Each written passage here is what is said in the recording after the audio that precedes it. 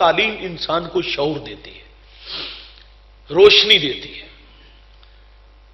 سکھاتی ہے۔ کچھ لوگ پڑھ گئے نا تو ان کی گردنوں میں سریا نہیں آتا، گارڈر آ جاتا ہے۔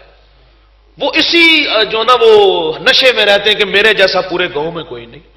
بھائی اچھی بات ہے، آپ اتنا پڑھے لکھے ہو اور تمہیں بڑوں سے بولنے کی تمیز بھی کوئی نہیں ہے۔ دیکھیے علم تو روشنی ہے، علم سکھاتی ہے، علم سکھاتا ہے ہمیں۔ اور اگر بندہ علم پڑھ کے پڑھنے اتے مان کری نا تے نہ آکھی میں پڑھیا او جبار کہار صداوے متا روڑ دوے دودھ کڑیا۔ یعنی اگر یہ طبقہ علماء میں یہ بات آ جائے، یہ کسی یعنی کہ کوئی اور علوم پڑھے ہیں اس کے دماغ میں یہ بات آ جائے تو اللہ تعالی کو یہ رویے پسند نہیں ہے۔ خیر بات کو آگے بڑھاتے ہیں۔ فرمایا کہ جابر بن سلیم کو میرے نبی نے ایک اور نصیحت فرمائی، اور ایک اور چیز یہ بھی ساتھ شامل کر لیں، جس سے بھی ملو خندہ پیشانی سے ملو۔ اس میں یہ بھی ہے، یہ جو ہماری جو ہے نا وہ مذہبی جماعتیں جو ہیں، یعنی مثال کے طور پہ میں سفید امامہ باندھتا ہوں، میں تو ویسے جو بھی مل جائے باندھ لیتا ہوں، تو اگر پگڑیوں میں بھی اگر لڑائی آ جائے تو میرا خیال ہے کہ ہماری اچھی تربیت نہیں ہوئی۔ میں معذرت سے یہ جملہ عرض کرنے لگا ہوں۔ وہ اقبال نے تو کہا تھا نا، وہ یہ گھٹے کا جو پھول ہوتا ہے نا، پھول ہوتا ہے، اس کی 100 پتیاں ہوتی ہیں اور سب الگ الگ ہوتی ہیں، جدا جدا ہوتی ہیں، لیکن ان سے جو نکلتی ہے خوشبو وہ جدا جدا نہیں ہوتی، خوشبو ایک ہوتی ہے۔ میں کہتا ہوں بھائی کوئی قادری ہے، کوئی چشتی ہے، کوئی سوروردی ہے، کوئی نقش بندی ہے، وہ کسی بھی سلسلے سے تعلق رکھتا ہے، پگڑیاں جدا جدا ہے لیکن ان سے نکلنے والی خوشبو محمدی ہونی چاہیے۔ اور اگر وہ صرف اپنے پیر بھائی کو عزت دے اور دوسرے کو بندے کا پتر بھی نہ مانے تو ہم سمجھیں گے کہ اس نے کسی اچھے بندے کے قدموں میں زندگی نہیں گزاری۔ دیکھیے ہم نے کلمہ کس کا پڑھا ہے؟ ہم نے رسول اللہ کا پڑھا ہے صلی اللہ علیہ وسلم، اور حضور نے ہمیں تعلیم کیا دی ہے؟ اخوت کا، بھائی چارے کا درس دیا ہے۔ اور اگر ہم صرف اپنے نسبت کے ساتھی کے ساتھ اچھے طریقے سے پیش آئیں اور دوسرا کسی اور سلسلے کا ہے اس کے ساتھ بات کرنا بھی ہم توہین سمجھیں، اور بزا اوقات ایسا ہوتا ہے، مثال کے طور پہ یہاں درس قرآن شروع ہے تو ہم مقابلے میں شروع کر لیتے ہیں۔ یار اس کا کیا مطلب ہے؟ یہاں قرآن کی تعلیم نہیں دی جاتی، یہاں لوگوں کو سبق نہیں سکھایا جاتا؟ تو اگر یہ پگڑیوں کی لڑائی ہوئی تو اللہ تعالیٰ توفیق سلب کر لے گا۔ دستار کے ہر پیچ کی تصدیق ہے لازم، ہر صاحب دستار معزز نہیں ہوتا، یہ بھی بات پیش نظر ضرور رہنی چاہیے۔ جابر بن سلیم کو میرے نبی نے ایک اور نصیحت فرمائی کہ جابر بن سلیم کسی کو شرمندہ نہ کرنا، کسی کو، اور ہم قدم قدم پہ کرتے ہیں، ہمارے رویے ہیں نا۔ دیکھیے ایک بندہ گناہ چھوڑ کے مسجد میں آ جائے، اور یہ اللہ کا وعدہ ہے جو مرنے سے پہلے آ جائے میں اس کے گناہ کو لوح محفوظ سے مٹا دوں گا۔ یہ رب کا وعدہ ہے کہ جو آ جائے تو میں اس کو معاف کر دوں گا۔ لیکن گناہ گار کے لیے 2 امتحان ہوتے ہیں، ایک اس کے پرانے دوست نہیں جینے دیتے، ان کے پاس ماضی کی کچھ یادیں اور کچھ تلخیاں ہوتی ہیں، وہ کسی کو تبلیغ کر رہا ہو نا تو اس کی تبلیغ کو غیر مؤثر کیا جاتا ہے، گزرتے آواز آتی ہے وہ شب بھول گئے جب اکٹھے بیٹھ کے شراب پیتے تھے، وہ شب بھول گئے جب ہم نے کسی کی بیٹی کی عزت کو لوٹا تھا۔ وہ دکھی ہوتا ہے، لیکن وہ دکھی ہو کر کے مسجد میں آتا ہے، چلو وہاں نیکی کا ماحول ہوگا، وہاں جاؤں گا تو مسجد کی رونق آبادی کا میں سبب بنوں گا، تو وہاں اچھے بھلے لوگ ہیں جانے سے عزت دیں گے۔ لیکن ہوا کیا؟ وہ مسجد میں آیا تو مسجد میں تلخی اور زیادہ ملی۔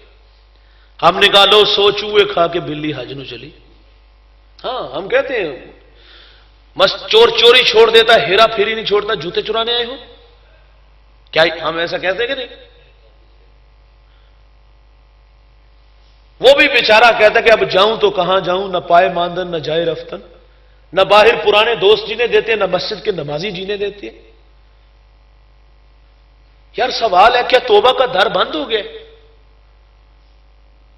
کیا قیامت ٹوٹ پڑی ہے؟ کیا سورج مغرب سے طلوع ہو چکا ہے؟ ابھی نہیں ہوا یار۔ سورج جب مغرب سے طلوع ہوگا تو توبہ کا در بند ہوگا، ابھی تو کھلا ہوا ہے، اور یہ اس کا وعدہ ہے جو سچے دل سے معافی مانگتا ہے، میں اسے معاف کر دیتا ہوں۔ کو معذرت تو چاہے، یہ اس کی عادت ہے۔ ایک جوان تھا، اس نے 20 سال اللہ کی عبادت کی، اور پھر 20 سال اس کی دہلیز سے دور چلا گیا۔ 40 سال عمر ہوئی، آئینے کے سامنے کھڑا ہوا، داڑھی میں کچھ سفید بال نظر آئے تو رونے لگا۔ یہ جو داڑھیوں میں سفید بال آتے ہیں، یہ موت کی نشانی ہے۔ یاداشت جب کمزور ہونا شروع ہو جائے تو جان لو کہ موت کا وقت قریب آ گیا۔ یہ اٹھتے جنازے، یہ بچھے ہوئے صفے ماتم، یہ پھیلی ہوئی قبریں، یہ ہمیں دعوت موت دیتی ہیں۔ اور ہمارے اسلاف تو اپنی موت اور آخرت کے معاملے میں بڑے محتاط پائے گئے ہیں۔ حضرت عمر رضی اللہ تعالیٰ عنہ نے ملازم رکھا تھا، اس کو تنخواہ دیتے تھے، اس بات کی نہیں دیتے تھے کہ میں رات کو جب واپس آؤں گا تو میرے پاؤں دبانا یا میرے سر میں تیل رکھ کے جو ہے نا وہ تھوڑی سی مالش کرنا۔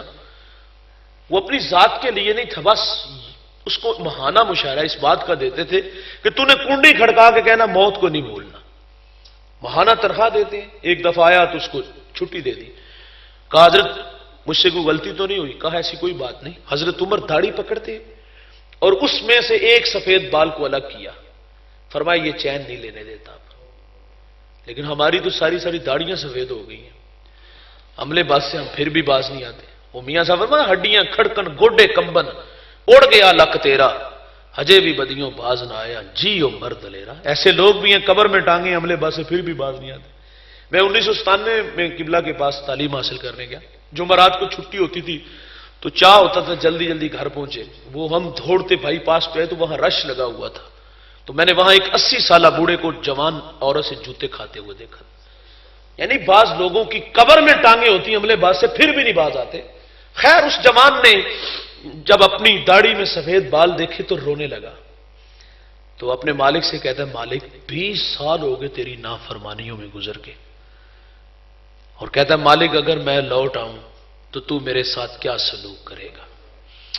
اللہ اکبر۔ ہاتف سے آواز آئی تو نے 20 سال میری فرما برداری کی، میں نے تیری عبادت کو قبول کیا، پھر 20 سال میرے حکموں کو توڑا، مجھے ناراض کیا، میری دہلیز سے دور چلا گیا، میں نے تیرا انتظار کیا، تجھے مہلت دی، آج 40 سال کا تو ہو گیا ہے، ندامت کے اتھرو لایا ہے۔ آواز آتی ہے تیرا رب بڑا رحیم ہے، تیرا رب بڑا کریم ہے۔ آواز آتی میں نے تیرے ماضی کے سارے گناہ معاف فرما دیے۔ یار جب وہ معاف کر دیتا تو ہم کیوں نہیں کرتے؟ لیکن ہم ذلیل کرتے اور قدم قدم پہ کرتے ہیں۔ اور یار کسی سے ہم نے کچھ 150 روپیہ قرض لینا ہو نا، وقت پہ وعدے پہ نہ وہ دے سکے تو ہم چونک میں کھڑا کر کے ذلیل کرتے ہیں۔ یہ تھوڑے دن پہلے کی بات ہے، چھوٹا بھائی مجھے بتا رہا ہے، وہ کہتا ہے میں گلی سے گزرا تو دکاندار ایک بندے کو آواز دے کے بلایا اور اسے دیکھتے گزرتے لوگ رک گئے، تو وہ اس کے ساتھ اس طرح کلام کر رہا تھا جس طرح کو کروڑوں روپیہ لینا ہے اور 150 روپیہ لینا ہے، اور بڑے مجمع میں اور وہ جو ساتھ ہلکا ہلکا مسکرا رہا ہے، وہ تو ذلیل ہو رہا تھا نا۔ یار ہو سکتا ہے اس بیچارے کے پاس نہ ہو، وعدے پہ نہ پہنچ سکتا ہو، یا کچھ لوگوں کی عادت ہوتی ہے وہ واپس نہیں کرتے، وہ دل تو بڑا ہونا چاہیے نا یار۔ لیکن ہم رسوا کر چھڑتے ہیں، ہم نے تو 50 روپے لینے ہو تو 50 لوگوں کے سامنے ذلیل کر دیتے ہیں۔ کسی کو شرمندہ نہ کرو۔ آئیے ہم تھوڑا سا آگے چلتے ہیں، ہم اپنے گھروں میں آ جاتے ہیں۔ ہمارے گھروں کا ماحول کیسا ہے؟ اس میں بھی قدم قدم پر شرمندگیاں ہیں، اور بالخصوص یہ جو ہمارے سسرال کا معاشرہ ہے یہ تو انتہائی ظالم معاشرہ ہے۔ میں معذرت سے کہوں گا، ہم بھی بیٹیوں والے ہیں، بہنوں والے ہیں۔ بہو سے چھوٹی سی غلطی ہو جائے نا، چینی کا کپ ٹوٹ جائے اس سے، تو آگے سے آواز آتی گھر سے لائی ہوتی تو تجھے قدر ہوتی، جڑے ماں نے دیتے نہیں وہ استعمال کر۔ کیسا ہوتا ہے کہ نہیں ہوتا؟ اس سے غلطی ہو جائے تو ہم کہتے ہیں بلاؤ اس کے پچھلوں کو، اور بوڑھے ماں باپ سامنے بیٹھے اور تڑ تڑ زبان چل رہی ہے، یہ سکھا کے بھیجا ہے۔ اچھا انہوں نے تو اپنی بیٹی کو کچھ نہیں سکھایا، تو آپ کو کسی نے یہ نہیں سکھایا کہ گھر میں آئے ہوئے مہمان سے بات کس طرح کرتے؟ لیکن وہ خاموشی سے نظریں جھکا کے وہ ساری باتیں سنتے ہیں اور آخر پہ کچھ لوگ تو اپنے سر سے پگڑی اتار کے پاؤں میں رکھ دیتے اور بعض لوگ تو ہاتھ جوڑ کے کہتے ہیں چلو جی معاف کر دیں ساڑھے چٹے والا نہ دیکھو، اور آگے سے پھر وہ رونق برا لہجہ، یہ آخری بار ہے، آئندہ اس نے کیا تو اس کو اپنے گھر میں رکھنا، اور پھر وہ بیٹی کے آگے بھی ہاتھ جوڑتی کہ بیٹے سرخ جوڑا پہن کے آئی تھی، سفید پہن کے قبروں میں چلے جانا۔ کیوں کہتے ہیں؟ بیٹیاں تو گھر کی رونق ہوتی ہیں، کیا بیٹیاں بوجھ ہوتی ہیں؟ نہیں بوجھ ہوتی یار۔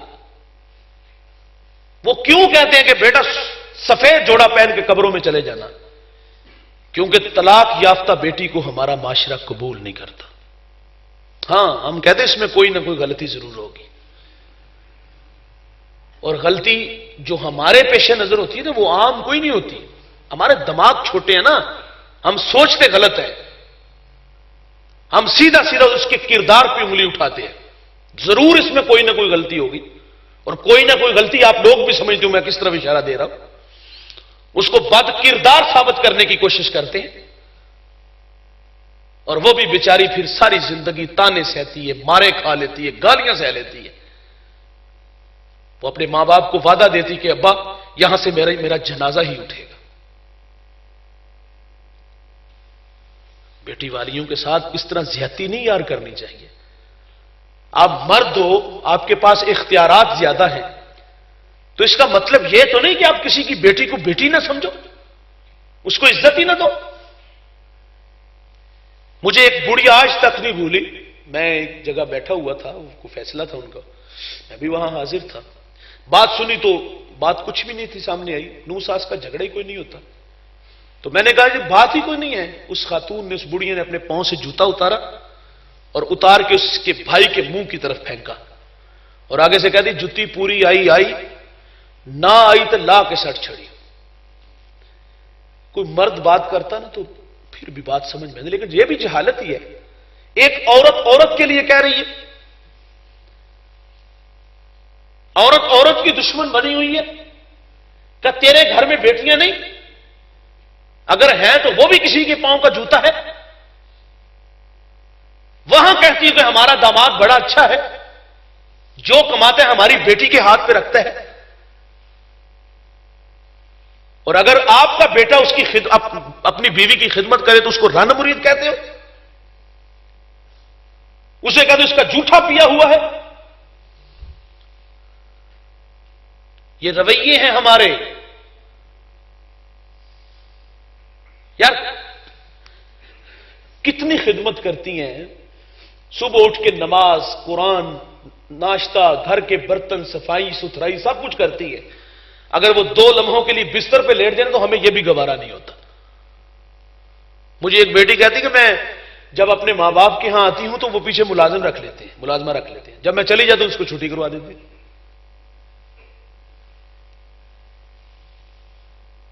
یہ نکرانیاں ہوتی ہیں ہماری، لیکن نکرانیوں کی طرح کام بھی کرتے ہیں۔ حکیم لقمان سے کسی نے کہا تھا کہ آپ نے لوگوں کا علاج کیا تو شفا کیسے ملی؟ کہا 2 پڑیاں تھیں میرے پاس۔ کہا وہ کون کون سی؟ کہا ایک عزت اور دوسری محبت۔ میں نے ان 2 پڑیوں سے لوگوں کا علاج کیا ہے اور اللہ نے شفا دی ہے۔ کہا اگر فرق نہ پڑے تو فرمایا مقدار بڑھا دیا کرو، اور بہو میں اگر کوئی غلطی نظر آئی جائے تو اللہ کے لیے معاف کر دیا کرو۔ جس طرح اپنی اولاد کی، اپنی بیٹیوں کی کوتاہیاں ہم درگزر کرتے ہیں، وہ 50 سال کی بھی ہو جائے تو کاکی رہتی ہے، وہ سارے کام کرتی ہے، 2 لمحوں کے لیے آ جائے تو ہمیں لیٹ جائے تو ہمیں وہ بھی گوارا نہیں ہوتا۔ اسی وقت فون اٹھایا جاتا ہے تو بیٹے کو کال کی جائے 7 سمندر پار بیٹھا ہلے تک سوتی ہے، اور وہ بھی موبائل اٹھاتا ہے اور گالیاں دینا شروع کر دیتا ہے۔ کیا یہ ہمارے رویے نہیں؟ میرا موقف ہے جب تک میاں بیوی اور تیسرا اللہ ہوتا ہے گھر برباد نہیں ہوتے۔ ہماری زندگی میں جب چوتھا کوئی بندہ آتا ہے تو گھر برباد ہو جاتے ہیں۔ مجھے ایک دوست کہا تھا کہ میرا فیصلہ میرا بہنوئی اور میری بڑی بہن کرے گی۔ میں نے کہا وہ سد احترام ہے، ہم ان کو عزت دیتے ہیں۔ کیا آپ کے منہ میں دودھ کے دانت ہیں؟ شعور ابھی تک پختہ نہیں ہوا؟ اور کچھ فیصلے یار ایسے ہوتے ہیں جو وہ خود کرنے چاہیے۔ گھر ٹوٹتے کب ہیں؟ جب ہم اپنی زندگی میں چوتھے بندے کو دخل دیتے ہیں۔ عورت مرد کی نسبت سیانہ ہوتا ہے اور اسے سمجھداری کا مظاہرہ کرنا چاہیے، اپنے کمرے کی آواز کو باہر نہیں نکالنا چاہیے۔ ماں باپ جب شادیاں کرتے ہیں نا تو وہ بڑی اچھی طرح جو نا وہ محلے داروں سے بھی پوچھتے ہیں، کسی کو بتاتے ہیں کہ یار ہم فلاں جگہ شادی کر رہے ہیں، جانتے ہیں ان لوگوں کو، اچھی طرح چھان بین کر کے دونوں طرف سے رشتے ہوتے ہیں۔ لیکن ہماری کوتاہیاں، ہماری بے وقوفیوں کی وجہ سے دو خاندان آمنے سامنے آ جاتے ہیں۔ کچھ فیصلے خود کرنا سیکھے، بوڑھوں کو درمیان میں لا کے کیوں ذلیل کرتے ہیں؟ اور چھوٹی چھوٹی بات پہ ہم طلاق دے دیتے ہیں۔ یہ تو اس طرح جس طرح رواج ہی بن گئے، اور طلاق کی ریشو آپ دیکھ لیں کس قدر بڑھ گئی ہے۔ رشتوں کو عزت دینا جانو یار، عزت سے رکھنا رکھو انہیں۔ آپ کی بھی بہن کسی کے گھر میں گئی ہے، آپ کا بھی کوئی بہن ہوئی ہے، آپ کسی کی بیٹی کو عزت دو گے تو تمہاری بہن کو بھی کوئی عزت دے گا۔ تو فرمایا کسی کو جابر شرمندہ نہ کرنا، یہ شرمندہ کرنا اخلاق سے گری ہوئی بات ہے۔ نبی رحمت صلی اللہ علیہ وسلم کی اقتداء میں صحابہ نماز کے لیے کھڑے ہوئے، جماعت کا ٹائم تھا کہ ایک صحابی کی ہوا خارج ہوگی، اور وہ جی میں شرمسار ہوئے کہ ظاہر ہے وہ اٹھ کے وضو بنانے جانے لگے، تو شرمندہ سی محسوس کی کرتے کہ اگر میں اٹھ کے باہر جاؤں گا تو پتہ چل جائے گا اس صاحب کے ساتھ ایسا معاملہ ہوا ہے۔ حضرت عبداللہ ابن عباس رضی اللہ تعالیٰ عنہ اسی وقت اٹھے اور عرض کرتے کہ حضور اگر اجازت ہو تو ہم سب جا کے وضو بنائیں۔ یار اب کیا خبر کہ کس کی ہوا خارج ہوئی ہے، شرمندہ ہی نہیں ہونے دیا، اور ہم قدم قدم پہ کرتے ہیں۔ دوستان عزیز، باتیں اور بھی بڑی کی جا سکتی ہیں، لیکن میں سمجھتا ہوں اگر یہی دامن میں سمیٹ لیں ہم اور ان پہ عمل کرنا شروع کر دیں، عزت دینا شروع کر دیں، پیار بانٹنا شروع کر دیں، تو آپ کو اپنا گاؤں جنت سا محسوس ہونے لگے گا۔ تو اللہ تعالیٰ سے دعا ہے کہ اللہ ہمیں اچھے رویے عطا فرمائے، اچھے اخلاق عطا فرمائے۔ تیرا اخلاق دیتا ہے پتہ تیری بلندی کا، تیرا یہ جھک کے ملنا کہہ رہا ہے آسماں تو ہے۔ اللہ تعالیٰ سے دعا ہے جو کہا سنا اللہ ہم سب کو عمل کی توفیق عطا فرمائے۔ ایک دفعہ سورۃ فاتحہ اور 3 دفعہ سورہ اخلاص پڑھ لیں۔ یہ چودھری ضیاء اشرف صاحب درس قرآن کے معاون تھے، ان کے لیے مغفرت کی دعا کرتے ہیں۔ اللہم صلی اللہ الرحمن الرحیم صراط الذین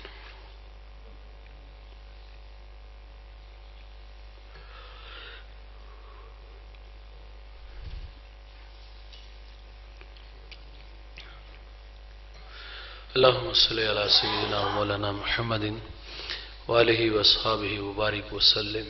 اے اللہ جو کہا سنا ہم سب کو عمل کی توفیق عطا فرما، سب کو دارین کی سعادتوں سے مالا مال فرما، قدم قدم پر حسنات عطا فرما، زندگی شان کی موت ایمان کی عطا فرما، سب کی جولیاں رحمت و رضوان سے بھرپور فرما۔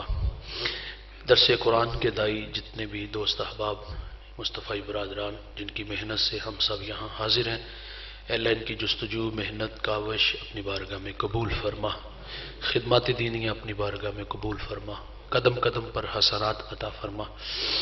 میرے مالک ہم سب کو عمل کے جذبوں سے مالا مال فرما۔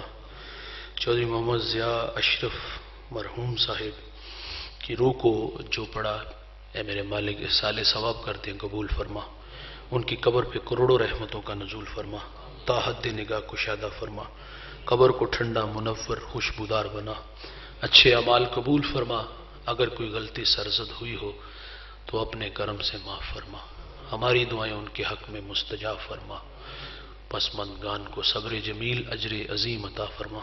اے میرے مالک قرآن کے نوکر تھے اور اس کے لیے اپنی خدمات پیش کرتے تھے، اس کا صلہ انہیں قبر میں عطا فرما، ہماری دعائیں ان کے حق میں مستجاب فرما، آخرت کی منزلیں آسان فرما۔